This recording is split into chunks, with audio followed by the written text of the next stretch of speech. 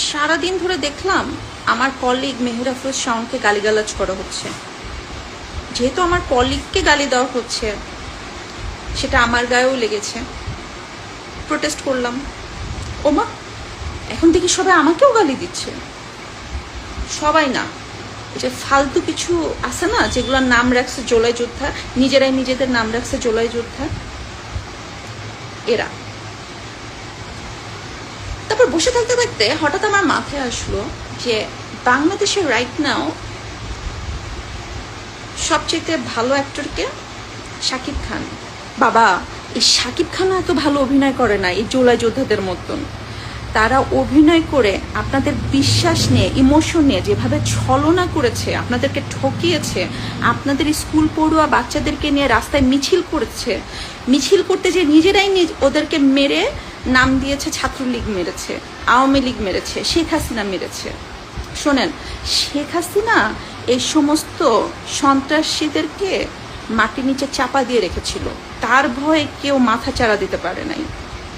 এখন শেখ হাসিনা নাই, এখন সবাই মাথা চাড়া দিয়ে উঠেছে। এই জন্যই আপনাদের মেয়েরা রেপ হচ্ছে, খুন হচ্ছে, আপনার ছেলেরা রাস্তায় বের হলে হাইজ্যাক হচ্ছে, ছিনতাই হচ্ছে, আপনার বাসায় স্বর্ণ গহনা রেখে আপনারা ঘুমাতে পারছেন না, মা বোন বাসায় থাকতে পারছে না। এগুলাই আপনাদের এই বিশ্বাসের ফল।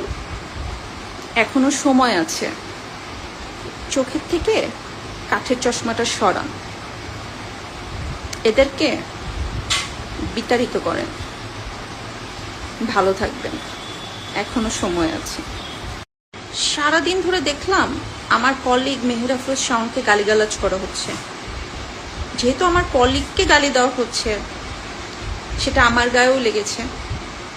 প্রোটেস্ট করলাম। ওমা, এখন দেখি সবাই আমাকেও গালি দিচ্ছে। সবাই না, যে ফালতু কিছু আছে না, যেগুলোর নাম রাখছে জোলাই যোদ্ধা, নিজেরাই নিজেদের নাম রাখছে জোলাই যোদ্ধা, এরা। তারপর বসে থাকতে থাকতে হঠাৎ আমার মাথায় আসলো যে বাংলাদেশের রাইট নাও সবচেয়ে ভালো অ্যাক্টরকে শাকিব খান। বাবা, এই শাকিব খানও এত ভালো অভিনয় করে না এই জোলাই যোদ্ধাদের মতন।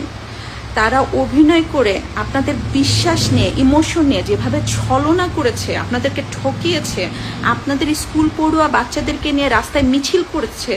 মিছিল করতে যে নিজেরাই ওদেরকে মেরে নাম দিয়েছে ছাত্রলীগ মেরেছে, আওয়ামী লীগ মেরেছে, শেখ হাসিনা মেরেছে। শোনেন, শেখ হাসিনা এই সমস্ত সন্ত্রাসীদের